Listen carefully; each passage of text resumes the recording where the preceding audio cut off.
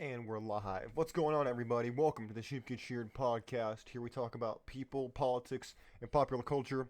I'm your host, Austin Creed. Ladies and gentlemen, welcome. Welcome into the show. So today's going to mostly be a subject matter for young men. Because, look, I got to be real with y'all. I'm not that old myself. I might look like it, I might talk like it, but I'm in my early 20s. And for you young men out there in your teens, your 20s, I totally understand what's going on. Okay? And a lot of people, they don't get it. So that's what we're talking about today. And I'm going to hop down a series of rabbit holes potentially. I'll try to avoid them, but there's no guarantees. So sit back, enjoy the show. For those of you who are new, I welcome you to the show. You're in for a treat. I make a lot of comments and things that might be considered a little scandalous throughout the show, and I guarantee you I'm going to do my fair share today. But if you have any concerns, various comments, potentially equally incendiary ones at that, you can put them in the comment section. You can put them over on Twitter at Austin Creed, and you'll find me over there. And you are more than welcome to put any love, hate, etc., whatever you want. I'm game. But if you're a guy between the ages of 14 to, what, like 25, even potentially beyond that, look, I understand what's going on. I've been 14. I'm only 23 now. I understand what it's like, and I understand especially with the demographics in America today. Single mother rate through the roof. Lack of fathers has never been more, whether they've been left voluntarily or they have been kicked out of the family structure. Makes no difference. The result is the same. And we're going to look, before I really hop into my opinion on the matter, we're going to look at the statistics here, okay? I'm going to pull up statistics, Pew Research statistics. For those of you who think I'm going to pull up some right-wing source, you're wrong. Look, I get it. You don't want to accept what I'm saying to you. You don't want to accept it. You don't want to agree that I could potentially be right. Let me fix this real quick. My apologies. My thing lags sometimes. Okay, there we go. Let's look at this. Here's my first question of the day. What do you think, I want to hide the answer. What do you think is the single parent rate? And who do you think overwhelmingly has, do you think there's more single dads or do you think there's more single moms? I mean, I get it. It's kind of an easy question, but we're gonna start easy today. Why not? I'll make it an easy question. So, according to the Pew Research Center, 1 in 4 U.S. parents are unmarried. That's 25% for those of you who don't know how to do basic statistics. 25%. That's way too high. That's extremely high. And then look at this. They started this back in 1968. 88% of solo parents, they call it solo, they don't want to say single parent because apparently that's a polarizing word now. So they said back in 1968, the single mother rate was 88 and the solo dad was 12. If you look at this graph here, the solo or the single dad rate is consistently 12%. The single mother rate, they say, is going down. That's nonsense. It's going up. And they say even lowballing it, it's at 53%. Now, you need to keep in mind that feminism has done men some favors, actually. Whether you want to accept that or not, it actually has. All you gotta do is look at TikTok about what various women are saying and admitting on the internet, of all places. They're actually saving you a lot of research that people used to have to go through and figure out themselves. Me, as a perfect example. Now you can literally just boot up TikTok and there it is admitting that they're cheating on this guy. They got 4 boyfriends here. They got a roster over there. They baby trapped this dude over here. These statistics are eye-opening. Look at this. About 1 in 5 children are living with a single mom. They say solo mom. Look at this. They're changing the terminology because they realize that people on the Crimson Capsule side of the internet were saying that people don't want to date single moms. Well, duh. I mean, duh. No one's ever wanted to do that. even, I mean, look, I don't care if you're the 1% dude out there who's like, Austin, I'd pick up a single mom because I'm a real man. Go ahead, okay, real man. Go ahead and keep being a real man. Go ahead, see if I care. You fake man, you. I don't care what you say. Oh, look at this. Since 1968, a four-fold increase in the number of unmarried parents. No kidding. No kidding. 1968, no kidding. You mean that's about the same time that feminism really started to take a rise after World War II? It all lines up. If you really look at this, it really lines up. And I'm not shocked by what I'm seeing today. I'm really not. Neither should you.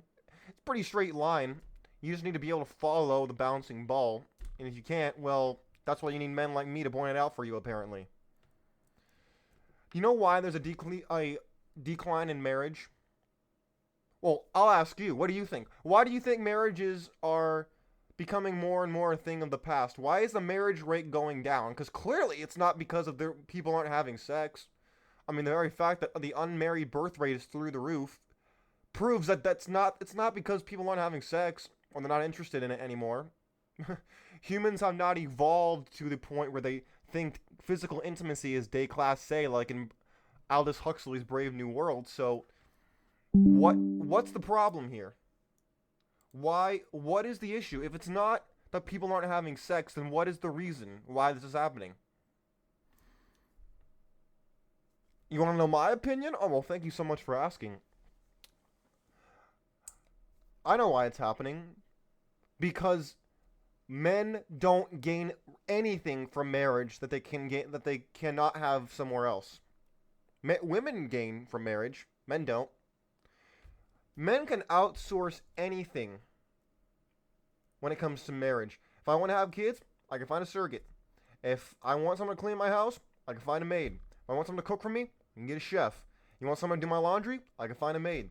All these things that you think that your wife does for you because she loves you, no, not really.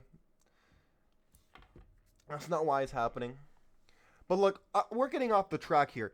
Young men out there, if you're between the ages of like 13 or 14 to 24, 25, I understand what it's like. All right, hold on, I've had enough of these numbers. They're depressing me at this point. Look, I understand your struggle, ladies and gentlemen, especially, young men. I understand your struggle. Okay? I know what it's like with the hormones and the feelings, and you feel like the Tasmanian devil. You feel like if someone looks at you the wrong way, you're just going to pull a Tasmanian devil and just go ham on people. You want to do it all the time. You want to get sex from the women, and you want to show all the dudes that you're the most macho guy in the room. I get that. Trust me. I totally understand. And it's totally natural, by the way, to feel that way. Here's the problem. In society today, that men are treated as if people think that if men were treated like women, that would make them more, I don't know, not aggressive, like that would curb the quote unquote toxic masculinity, and that they'd still have every male attribute that they actually want them to keep. But that's not how that works. Look, you're supposed to want to conquer the world. You're supposed to want to be the best at everything you do. That's normal. It's not toxic to want to be manly. It's not toxic to want to be ambitious. It's not toxic to go to the gym. It's not toxic to sit there and say, I'm the best and I'm going to prove it to you. That's not toxic. That's called being a man. If that's toxic, then saying that you're a woman and you want to be feminine is inherently toxic. How do you like that? And you can quote me on that one. My friends, you want to know where this all came from? Because I can tell you. You left-wing commies in the audience, you won't agree with me. But you can go to hell in my humble opinion. You want to know who really brought this about? It was Bella Abzug and her friends at the ACLU. And the feminist crazies who not only wanted to lift up women, but they wanted to drag men down. That was what it came down to. And now, if you look this up, by the way, you'll find, oh no, she didn't do any of those things. She was just a an example to all women. She was so strong and this and that. Look, I think it's really gross when, number one, they teach you to almost hate, to resent yourself if you're a man. Like, oh, you're a predator. You're just trying to hurt everybody and oppress everybody, especially if you're white, and they're gonna come after you.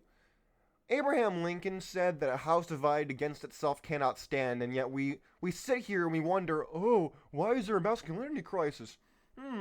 Why are men just not interested in society? Why are men not interested in marriage? Why are men not interested in the church? Why are men not interested in these things?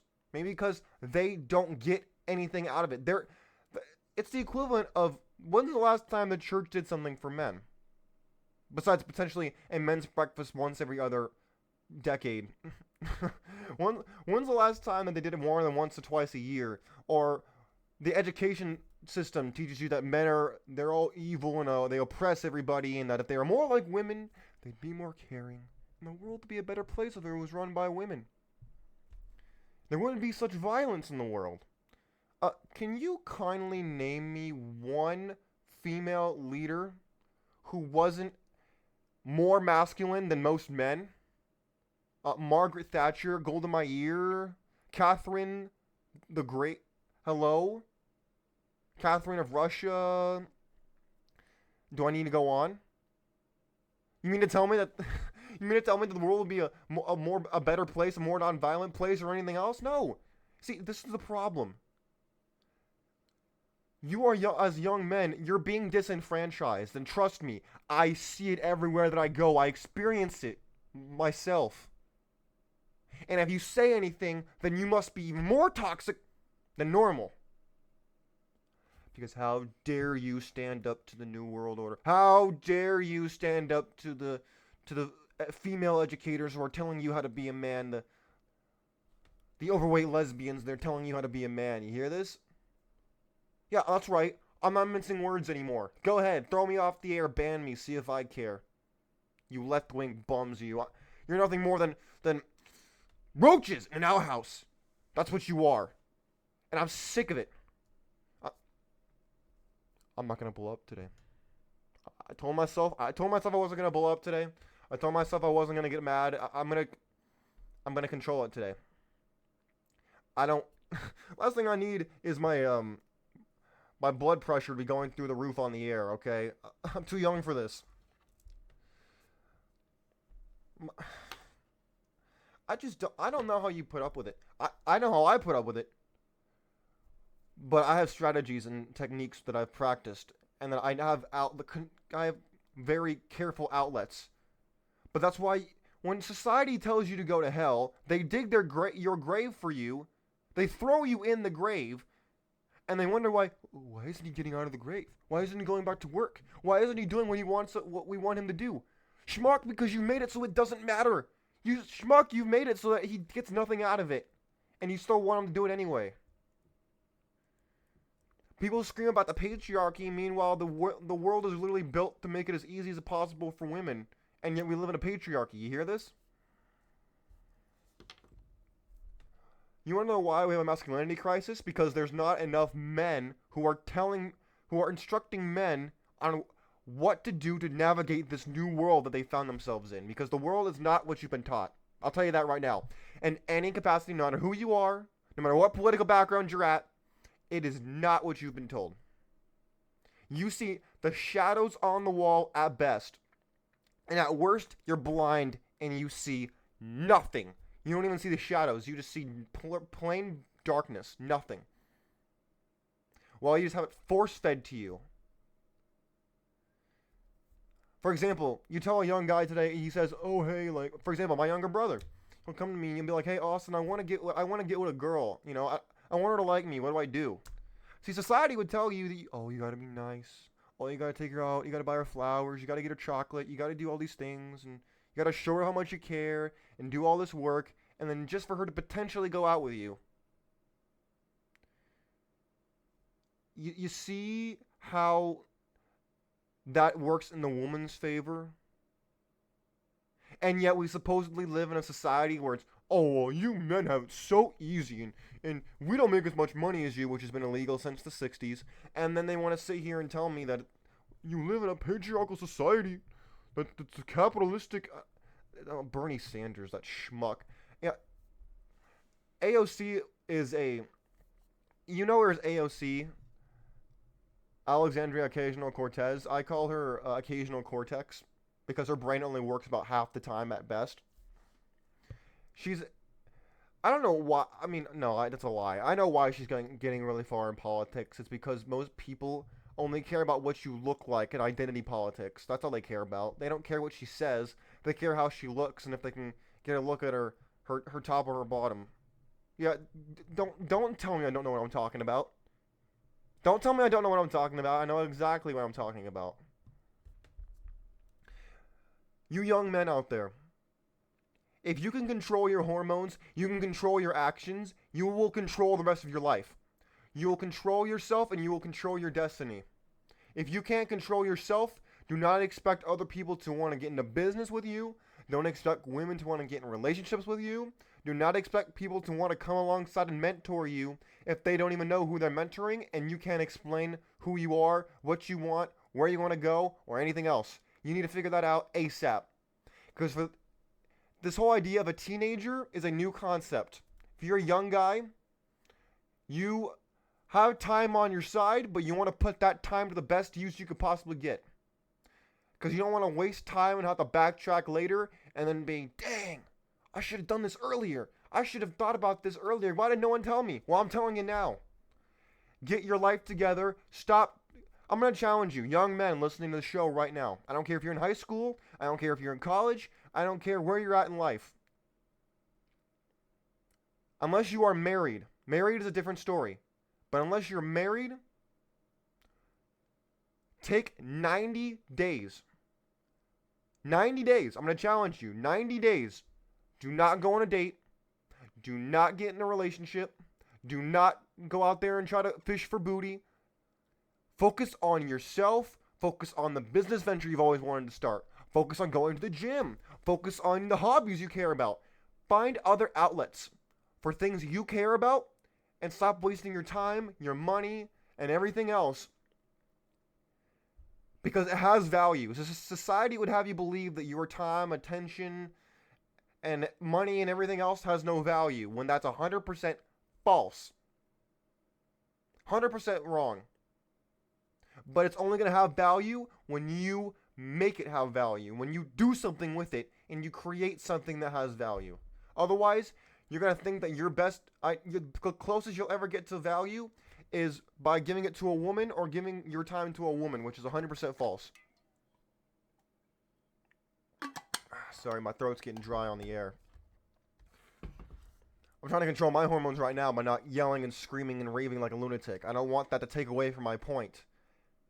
I want to sound as logical and as rational as possible right now because that's exactly where I'm coming from. Control yourself. Control your anger better than I do. That's something I'm not good at. You will control your life and you will be ahead of the curve. Because most people can't even do that no matter what their age is. If you can do that, my friends, if you can stop being like the Tasmanian devil, and you can start acting with purpose, using your ambition to fuel you, not caring what the feminists are saying, or the simp men are saying, or anything else, and you just focus on yourself, and the things you want out of life, get your physical health right, your mental health right, your spiritual health right, your social life right, you will change your life and you will get to the next level that you've always wanted to be on. That's the show. That's the point of the show today. That's really what I wanted to get across to you. The longer you don't do that, the harder it's going to be to backtrack and have to redo and unlearn. I challenge you, 90 days. 90 days can change your life. You just have to care enough to do it. Anyways, my friends, that's what I really want to say today. And I'll touch more on this in the days, months, and years to come. But I really wanted to get this out here today because I see myself struggling with it. My brother's struggling with it. I don't want you to feel lost in a world that thrives on you being lost. Anyways, my friends, If you have any comments, concerns, criticisms, or whatever, you can find me on Twitter at Austin Creed, or you can find me in the comment section of the video that you're watching on, if you're watching it on YouTube or Rumble. But until next time, my friends, this is Austin Creed saying, God bless you, God bless your family, and God bless this beautiful country called the United States of America. We are out of here. Peace.